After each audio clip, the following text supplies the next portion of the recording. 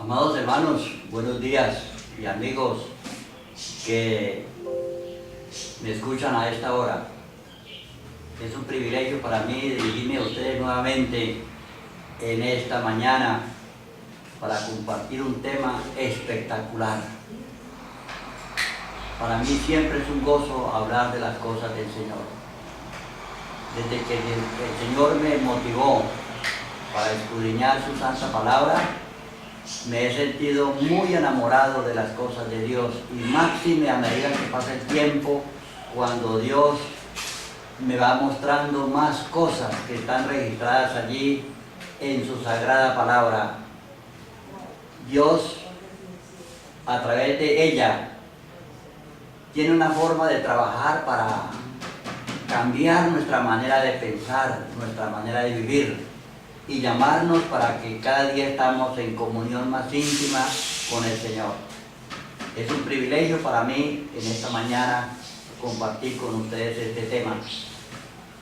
Y es mi deseo que el Espíritu Santo esté allí presente cuando usted mire este tema, lo escuche y lo analice a profundidad, siempre tomando como norma estudiar la Biblia y el espíritu de profecía. Si no está aquí, hermano, registrado, no lo creamos. Y si está registrado allí, no tenemos ninguna manera de evadir lo que nos enseña Dios allí en su santa palabra. Yo quiero invitarles para que inclinemos el rostro allí donde estemos y vamos a orar. Padre amado que estás en el cielo, muchas gracias, Señor, porque tú nos das el privilegio de abrir tu palabra en esta mañana. Rogamos tu santa bendición, Señor, sobre cada persona que esté mirando este video, para que su vida pueda ser edificada y podamos cada día ser enamorados más y más de el Señor Jesucristo, nuestro bendito y suficiente Salvador. Bendíganos, Señor, se lo rogamos en el nombre santo y por los méritos de Jesús. Amén. Amén. Bien, hermanos, vamos a tratar esta mañana un tema nuevo que Dios nos ha mostrado a través de su santa palabra. Se titula "Obrarán así porque no conocen al Padre ni a mí". Tremendo, hermanos. ¿Cómo es posible que nosotros de pronto, diciendo que conocemos a Dios, que conocemos a Cristo, actuemos de una manera diferente a como es su santa y divina voluntad? Miremos, hermanos, este tema que es de vital importancia para cada uno de nosotros. ¿Cuál es el secreto para obtener la vida eterna? Es una pregunta importante que usted y yo nos hemos hecho durante mucho tiempo. Y el Señor dijo allí en San Juan 17:3, y esta es la vida eterna, que te conozcan a ti, el único Dios verdadero, y a Jesucristo a quien tú has enviado.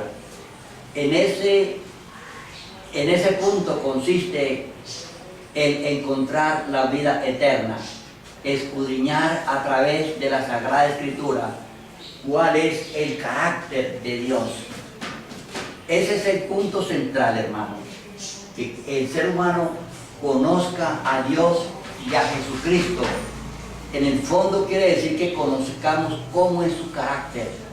Para nosotros poder conocer a una persona, tenemos que convivir con ella. Un predicador dice que es necesario comernos un bulto de sal, de a poquito cada día, para poder conocer básicamente a Dios. Es decir, esto requiere toda nuestra vida, hermanos. Imagínense que yo llevo muchos años dentro de este precioso mensaje y hasta ahora estoy descubriendo cosas que antes no había entendido. En el tema que vamos a analizar en esta mañana, yo había leído muchas veces, hermanos, estos textos, pero a través del Espíritu Santo Dios ha ido mostrando la profundidad que Dios tiene allí en su palabra. Esta es la gran contradicción que se predica a Cristo y a Dios, pero que no se les conozca, hermanos. Esta es la gran contradicción. ¿Cómo es posible que prediquemos a Dios y a Cristo, pero que no los conozcamos en realidad? ¿Cómo es el carácter de Dios y de Cristo? Es la pregunta que aparece allí. A fin de comprender realmente a Dios, primero debemos recibirlo en nuestras vidas. Si usted quiere conocer a Dios, tiene que abrir su corazón para que Él pueda morar allí en su corazón, y a través de esa convivencia con Él, usted puede conocerlo realmente como es. Mas a todos los que le recibieron, a los que creen en su nombre, les dio potestad de ser hijos de Dios. San Juan 1:12. Dice allí el texto 11, a lo suyo vino, mas los suyos no le recibieron.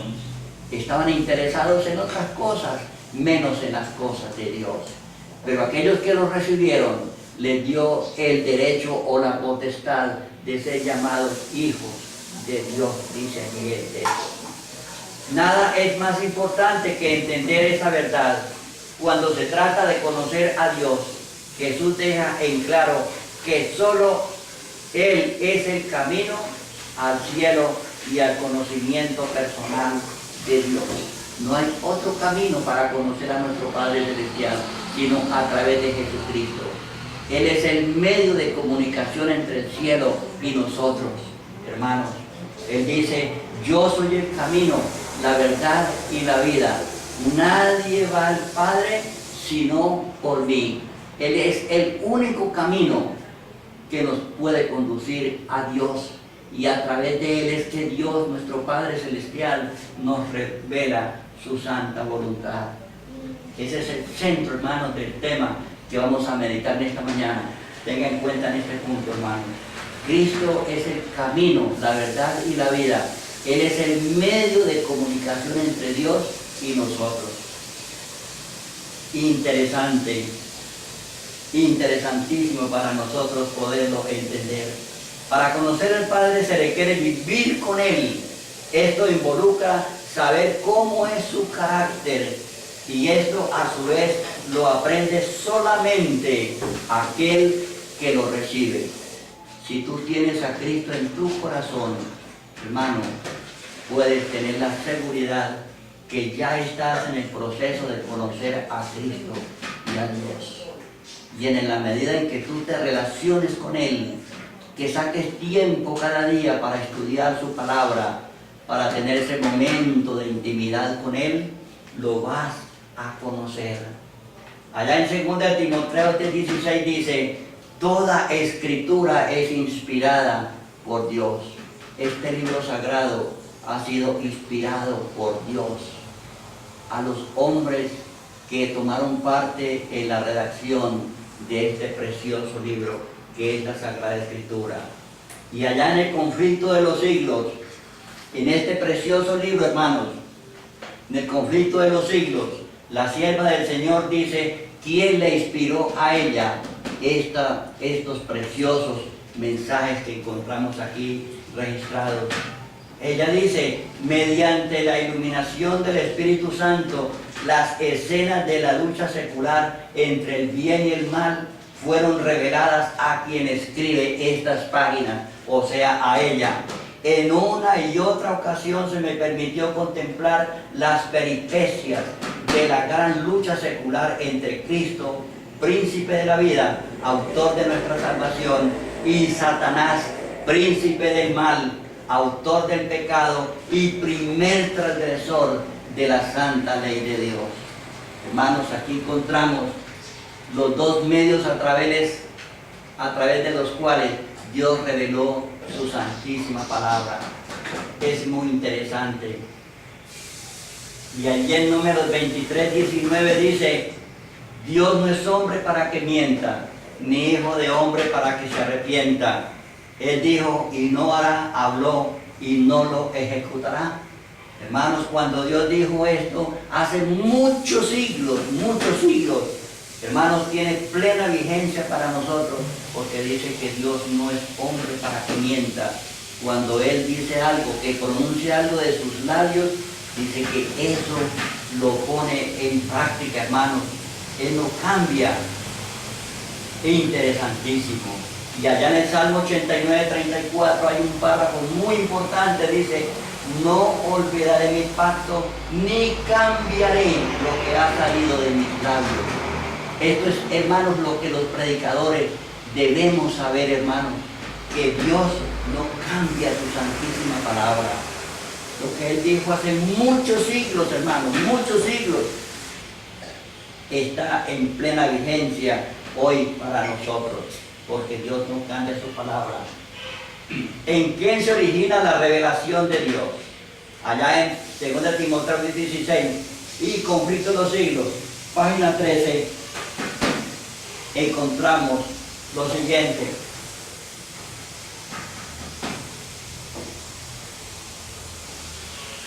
Lo que alcanzamos a leer nosotros anteriormente, revelado a los profetas, apóstoles, y en el conflicto de los siglos revelado a la sierva del Señor. Y allá en Apocalipsis 1:1 dice: ¿en quién se origina la revelación? La revelación de Jesús, el Cristo, que Dios le dio para manifestar a sus siervos las cosas que conviene que sean hechas presto, y la declaró enviándola por su ángel a Juan, su siervo. Aquí en este corto versículo encontramos todo el desarrollo del tema de la revelación de Dios.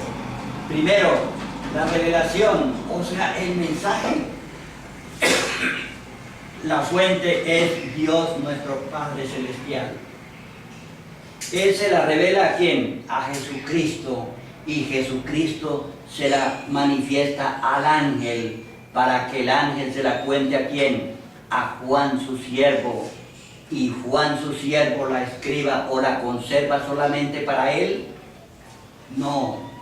Él recibe el mensaje y le dice el ángel: escribe en un libro lo que ves y envíalo a las 7 iglesias que están en Asia, a Éfeso, a Esmirna, a Pérgamo y a Teatira y a Sardis y a Filadelfia, y la última es a la Odisea. Hermanos, el ángel le ordena esto a Juan. El ángel es el conducto final a través del cual Dios revela su mensaje a su siervo. Y a Helena de Juan, ¿quién se lo reveló? A Helena de Juan se lo reveló el Espíritu Santo, según lo dice ella allí, hermano. Y se le ordena que lo escriba en un libro. Lo escriba, se le ordena. Esto lo encuentran ustedes allí en la historia de la redención, página 9, párrafo 2. Dice allí que a ella se le reveló, hermanos, la gran controversia entre Cristo y Satanás relacionada con el problema del pecado. Y Dios le dice a su sierva, a través del Espíritu Santo: escribe lo que ves. Pero ella no recibió este mensaje, hermanos, solamente para que estuviera allí escrito. No, sino para que nosotros lo leamos y lo pongamos en práctica.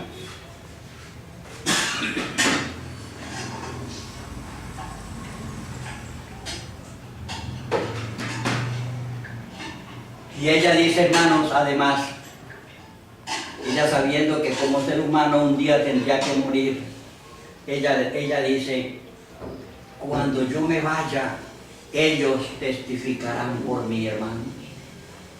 Helena de White murió en el año 1915, pero dejó estos preciosos libros escritos para que ellos hablaran por ella. Y es así como nosotros en esta mañana estamos tomando, hermanos, estos párrafos y los estamos exponiendo a ustedes desde este lugar.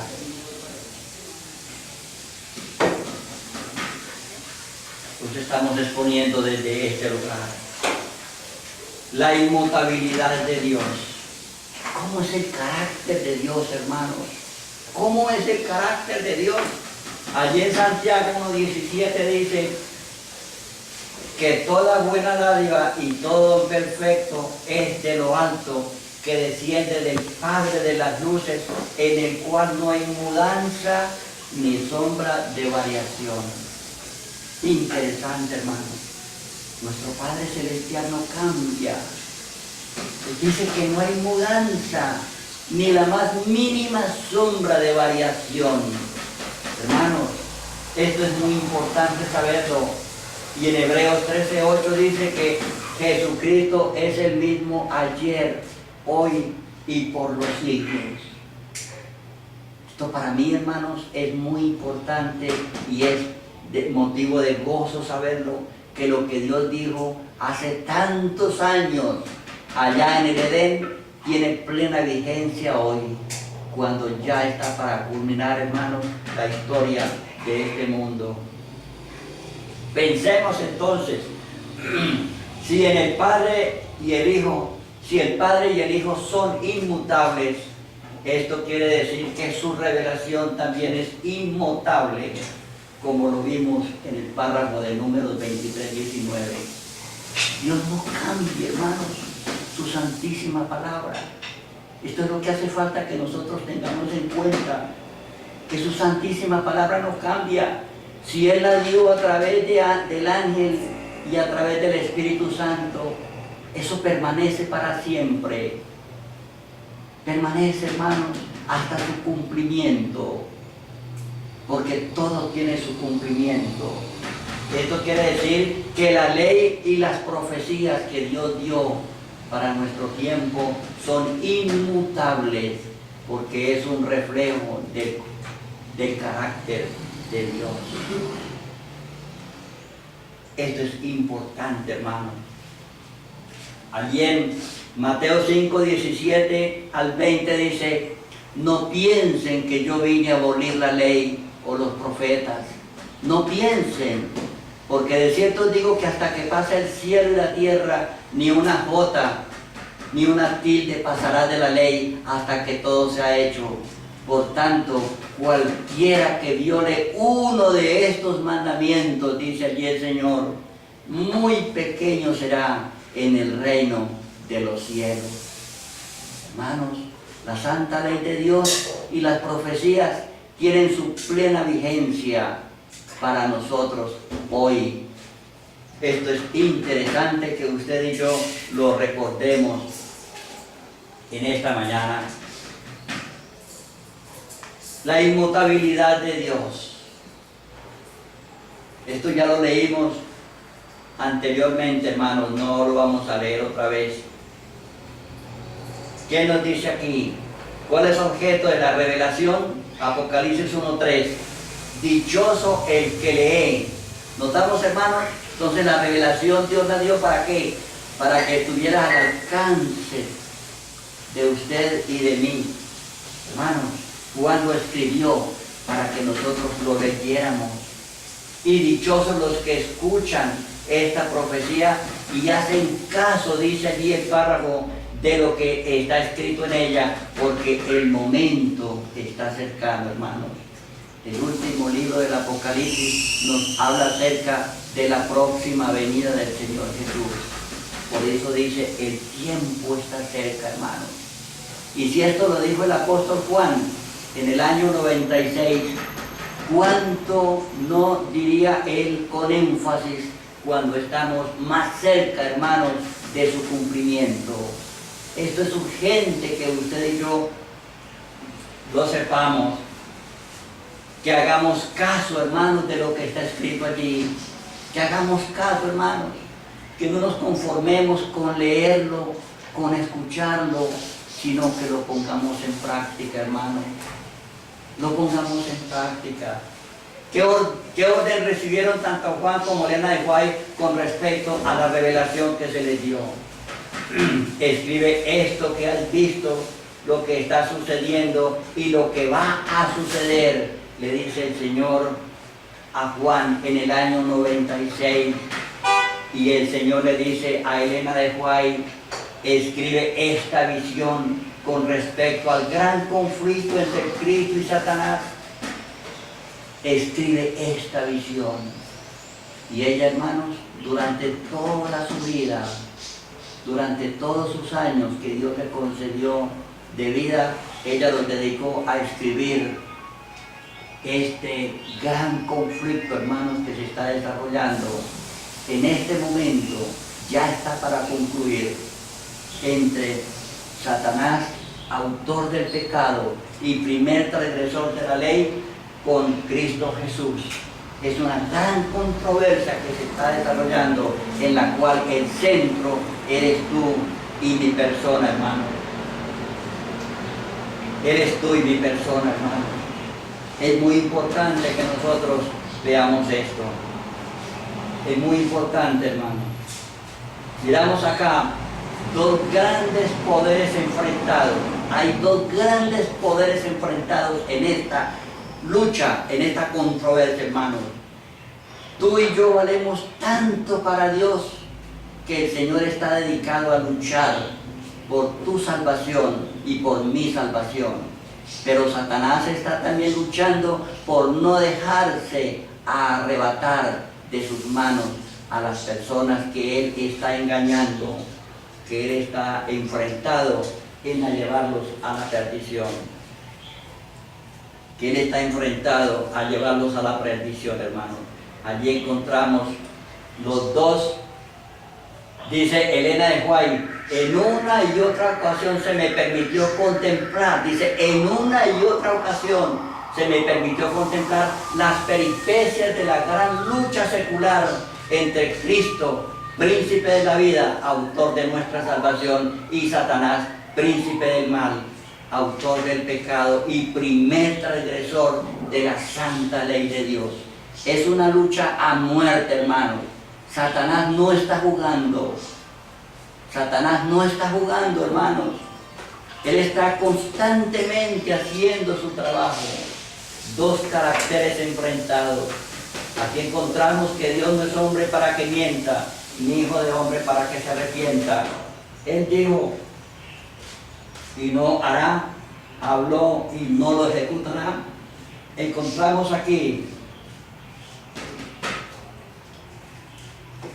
registrado cómo es el carácter de Dios. Dios no miente, Dios no nos engaña. Y por otro lado, el carácter de Satanás dice que él es un homicida que ha existido desde el principio, hermano, o desde el principio de su creación comenzó a engañar y no permaneció en la verdad, porque no hay verdad en él. Cuando habla mentira, de suyo habla, pues es mentiroso y padre de mentira. Lo dijo el mismo Señor Jesucristo. Dos caracteres enfrentados, hermanos. Tú y yo podemos escoger a cuál de los dos queremos seguir. Pero tú y yo valemos tanto que Dios nos revela su propósito para nosotros. Hermanos, yo personalmente estoy profundamente maravillado en este momento al considerar el cumplimiento de la profecía de San Juan 16:13, que dijo el Señor Jesucristo: pero cuando venga el Espíritu de verdad, Él os guiará a toda verdad, porque no hablará de sí mismo, sino que hablará todo lo que oiga, y os lo hará saber las cosas que han de venir. Hermanos, como les decía al principio, yo llevo muchos años estudiando la Biblia, pero hay cosas que yo no las había entendido, hermanos, y a través del Espíritu Santo Dios está cumpliendo hoy esta promesa, hermanos.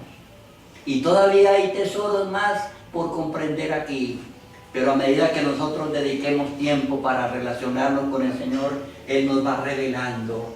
El Espíritu Santo va actuando, cumpliendo esta preciosa promesa. A medida que pasa el tiempo, hermanos, el Espíritu Santo, en cumplimiento de esta promesa, revela nuevas facetas de la palabra de Dios que antes no se habían comprendido plenamente. Habían cosas que yo no las había entendido, hermanos, pero Dios las ha revelado en este tiempo con un propósito específico, de que tú y yo nos preparemos, que no seamos sorprendidos y que cuando sucedan esas cosas estemos en tinieblas. Dios nos las está revelando hoy. La gran contradicción. Encontramos aquí, hermanos, vamos a penetrarnos en un tema más profundo todavía. La gran contradicción que encontramos aquí. Los líderes del pueblo de Israel deberían saber quién era Jesús cuando Él apareció. Lo que deberían reconocer, lo debían reconocer ellos a través del carácter que manifestaría este hombre. Los hombres comunes y corrientes cambiaban de parecer, decían cosas y después decían no me acuerdo o no me conviene cumplir eso. Pero Jesús, hermanos, lo que decía, eso permanecía. Jesús no cambiaba de parecer. Por esto debían reconocerlo. ¿Quién era Jesús?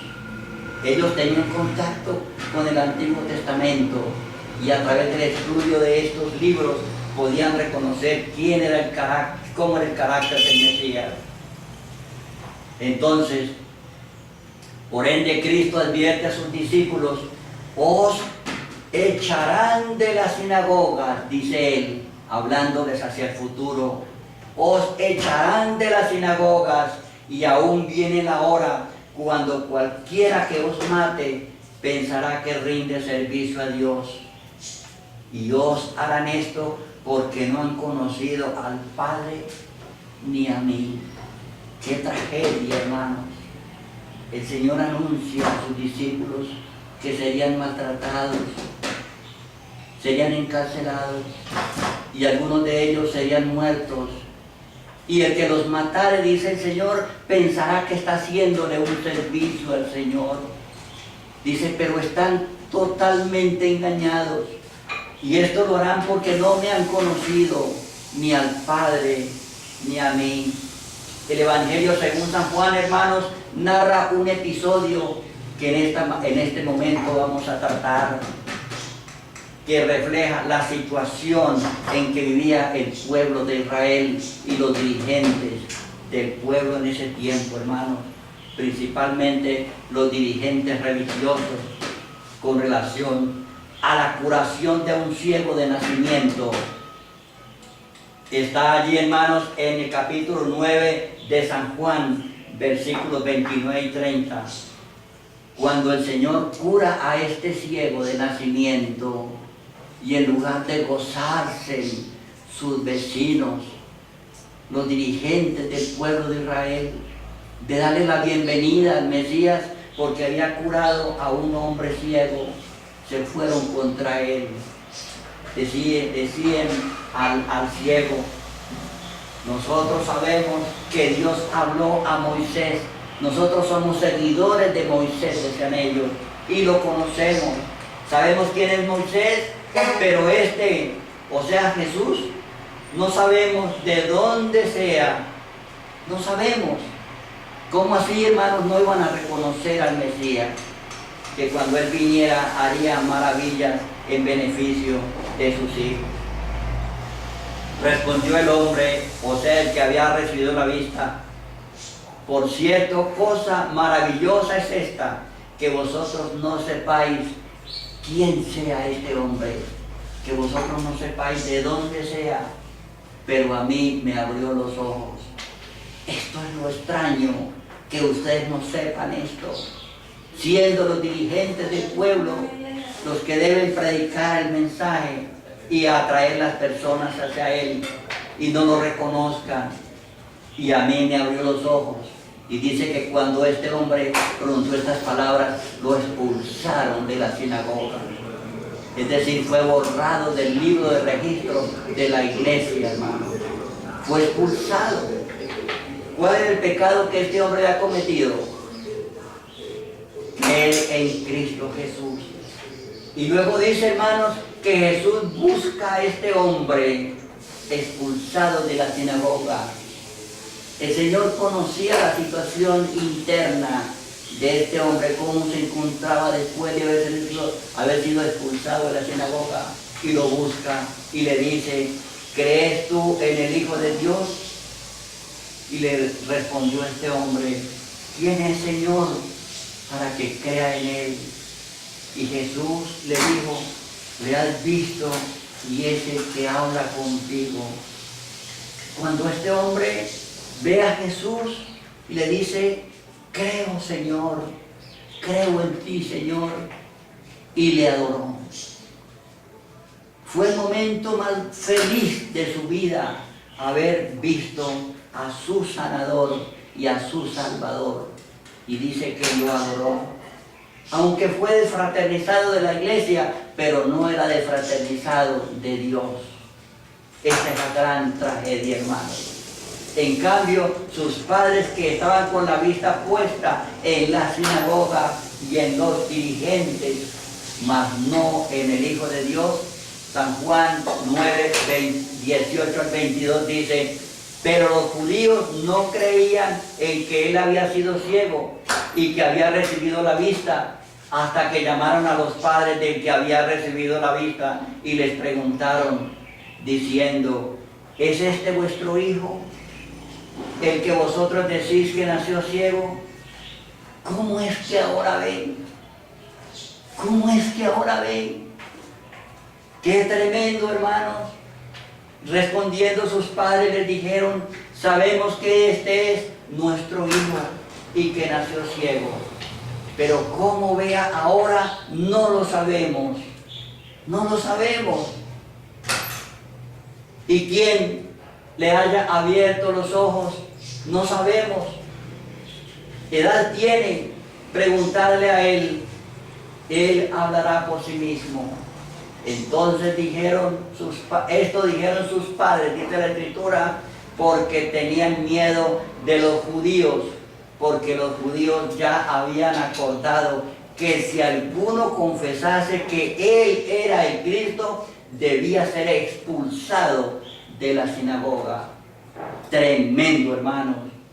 Habían llegado a un acuerdo entre los dirigentes de Israel que si alguno creía en Cristo fuera expulsado de la sinagoga, fuera borrado como miembro de la iglesia de Israel. Note que estos padres incrédulos, por aferrarse a la sinagoga y a sus dirigentes, igual que sucedió con los mencionados en Juan 12:42. ¿Y qué es lo que dice allí en Juan 12:42, hermanos? Veamos este texto. Si ustedes tienen sus Biblias allí a su mano, hermanos, tomen nota, porque esto es muy importante para que lo tengamos en cuenta. Juan 12:42. Dice allí la palabra del Señor.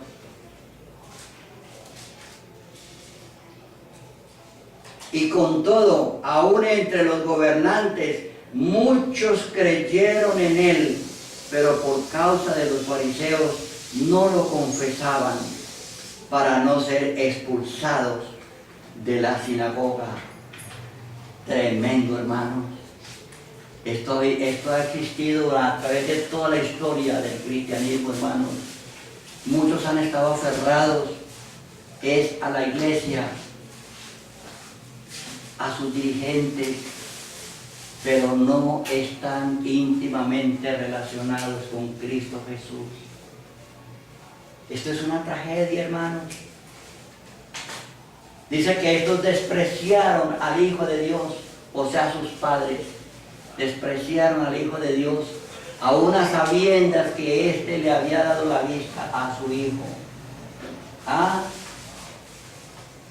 Y no se registra, hermanos, en la Biblia que sus padres hubieran hablado con Jesús y mucho menos que lo hubieran adorado. Se quedaron allí en su situación cómodamente porque sus nombres estaban registrados en el libro de la iglesia y con esto para ellos era suficiente. En cambio, su hijo será uno de los que resucitarán en el día postrero. Cuando el Señor llame a la vida a aquellos que murieron en Cristo Jesús, este hombre tendrá el privilegio de resucitar con Cristo Jesús. para recibir la inmortalidad. Tremendo, hermanos.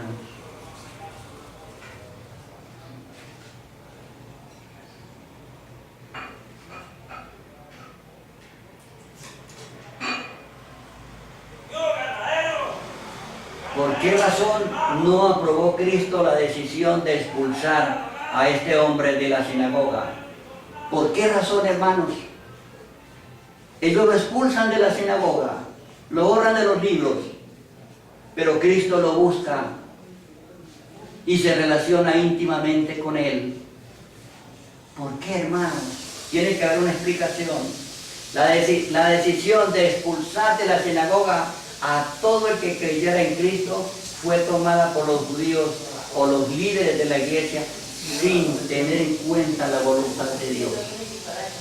Hay muchas cosas que se hacen, hermanos, quizás dentro de la iglesia, que existen allí como normas y se aplican. Y creemos que esas decisiones vienen de Dios, pero han sido decisiones tomadas ¿de qué? De parte del hombre. De parte del hombre.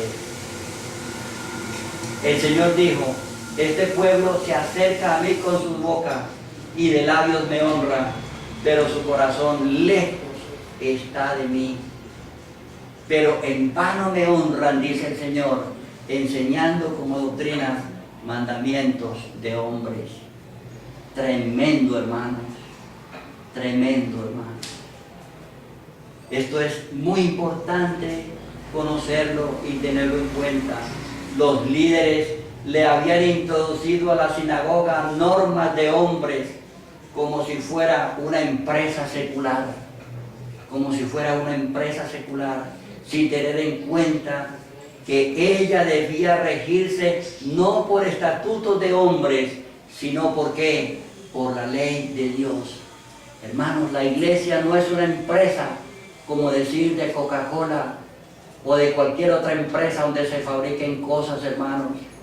No, la iglesia es la empresa de salvación de los hombres y debe regirse por las normas de Dios, mas no por las normas de hombres. Este ciego fue borrado del libro de la iglesia, pero no había violado un mandamiento de la ley de Dios. ¿Ah? ¿Qué tal, hermanos? Esta parte es muy importante, vean.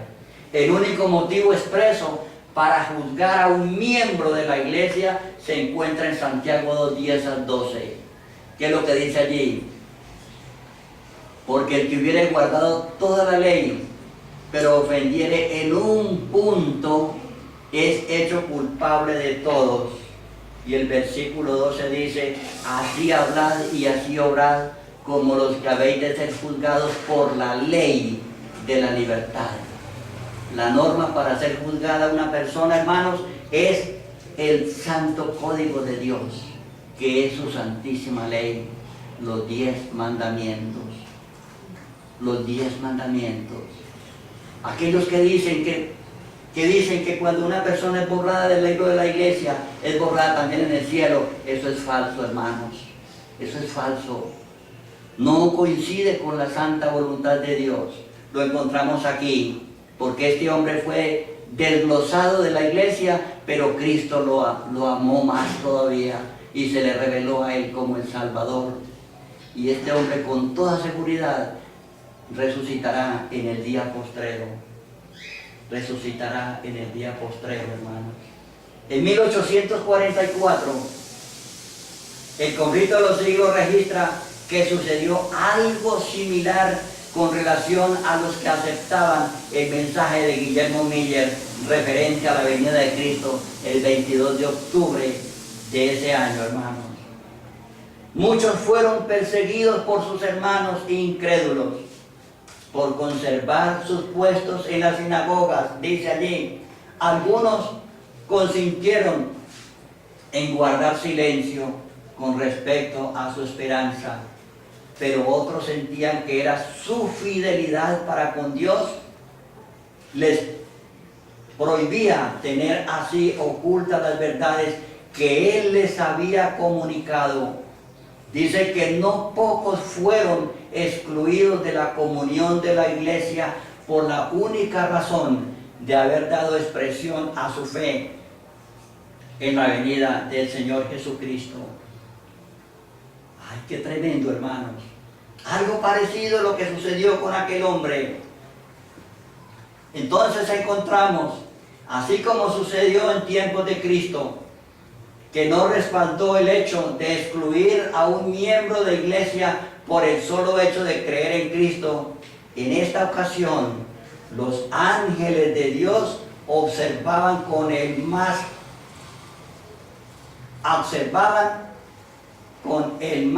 profundo interés el resultado de la amonestación. Cuando las iglesias rechazaban el mensaje, los ángeles se retiraban con tristeza.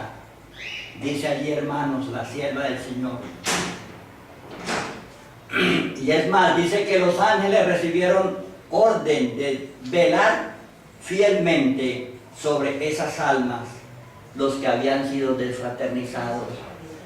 Desfraternizados aquí del libro de la iglesia, pero no desfraternizados del libro del cielo, hermanos. ¡Qué privilegio!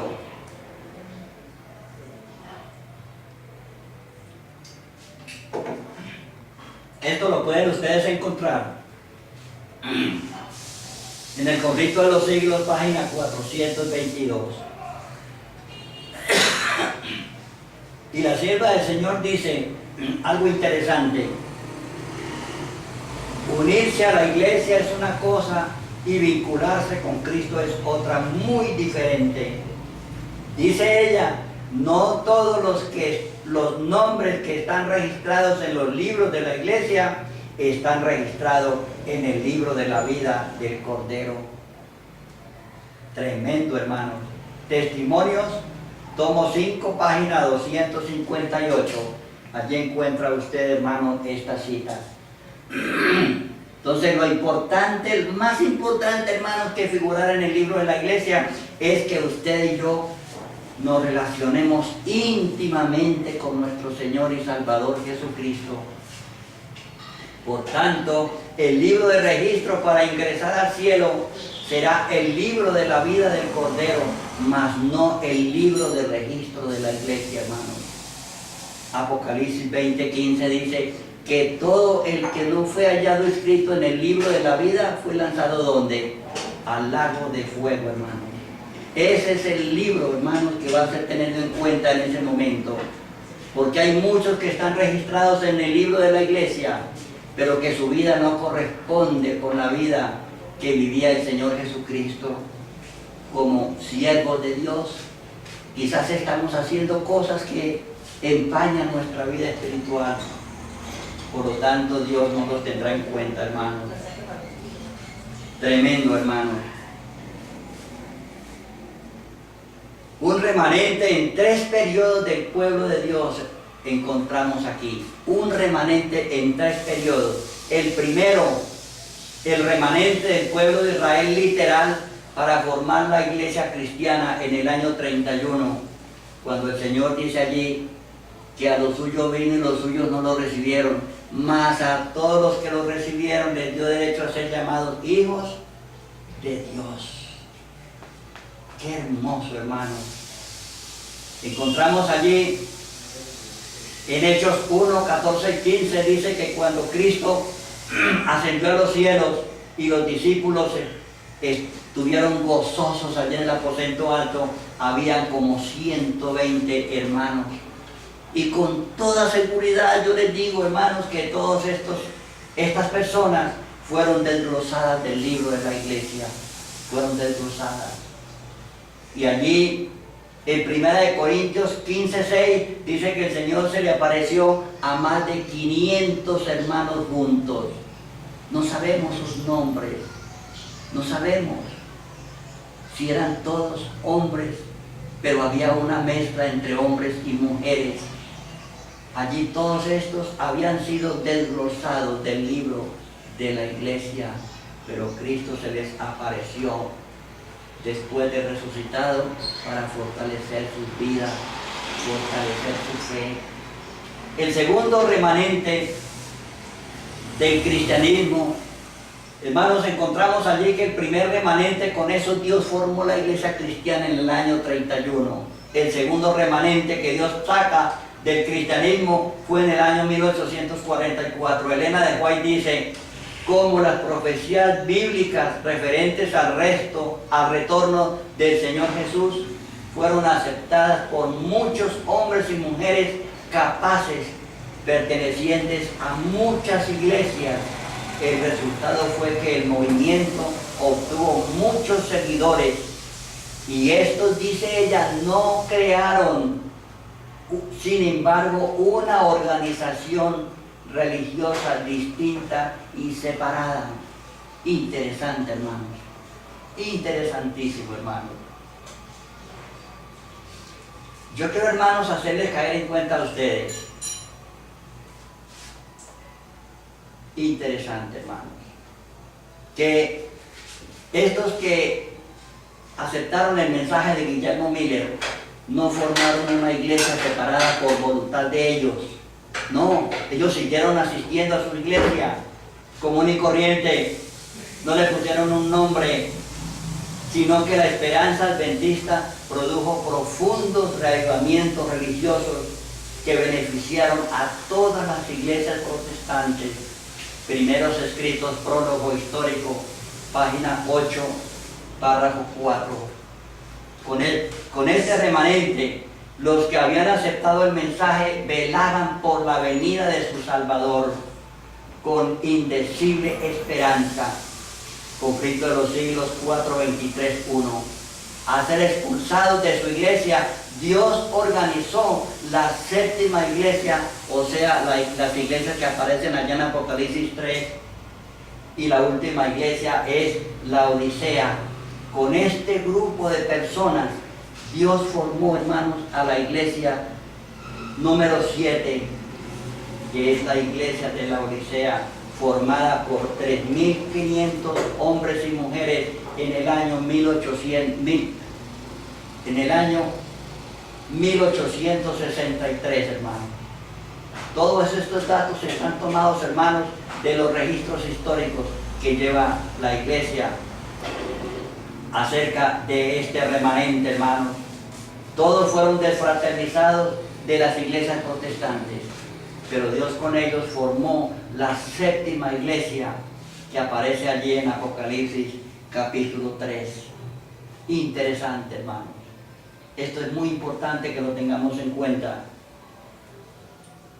Y encontramos ahora allí el tercer remanente final, los 144.000 que hayan quedado, que menciona allí el apóstol Pablo en 1 Tesalonicenses 4, 16, 17. Dice, los que hayan quedado, o sea, cuando Cristo regrese por segunda vez. Hermanos, la iglesia, el cristianismo verdadero va a ser diezmado, va a ser perseguido. Pero dice allí, los que hayan quedado. Muchos, hermanos, por temor a la persecución, por temor a no ser desfraternizados de la iglesia, se van a perder. Pero dice, los que hayan quedado, para sacar ese remanente de la iglesia adventista, Dios reveló los 6.000 años de pecado, como lo registra el Conflicto de los Siglos, página 572.1, 375.3, y Mensajes Selectos, párrafo 3, 18.3, para llamar a su pueblo a una verdadera conversión y prepararse para morar con Cristo en el cielo y los ángeles de Dios durante 1000 años, y después morarán en el Edén restaurado por toda la eternidad. Amén.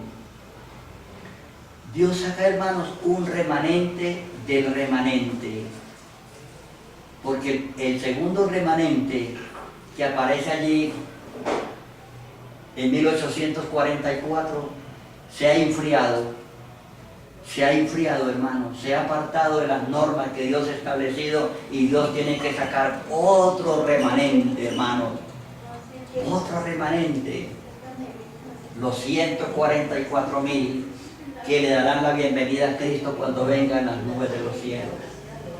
Apocalipsis 21:27 dice, y no entrará en ella ninguna cosa sucia, o que haya abominación o mentira, sino solo aquellos que están escritos en el libro de la vida del Cordero. Estos, hermanos, son los que Dios está preparando, los 144,000 que estarán vivos cuando Cristo venga y que estarán preparando al mundo, hermanos, para la segunda venida de Cristo. Por esta razón es que Dios está zarandeando la iglesia,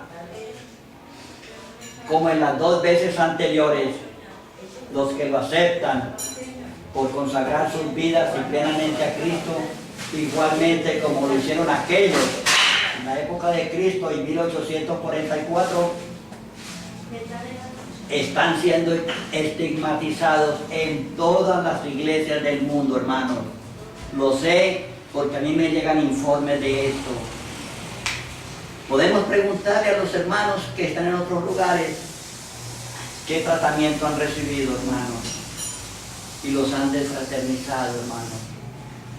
Pero a pesar de ello, nuestro propósito no es crear una organización religiosa distinta y separada de la iglesia adventista, sino permanecer allí dentro de la iglesia hasta la segunda venida de Cristo. Qué hermoso, hermanos, qué hermoso es esto, como lo registra Mateo 13:24-30. Allí habla del trigo y la cizaña que permanecerán juntas y no podrá ser arrancada la cizaña. La cizaña y el trigo permanecen allí juntos, hermanos, y cuando Cristo venga por segunda vez, dice allí que Él hará la separación. Nosotros tenemos que permanecer ahí, hermanos, con el propósito de invitar a los hermanos a que cambien su vida, a que se preparen para la segunda venida de Cristo. Es Dios mismo quien hará la separación física de los que claman acá.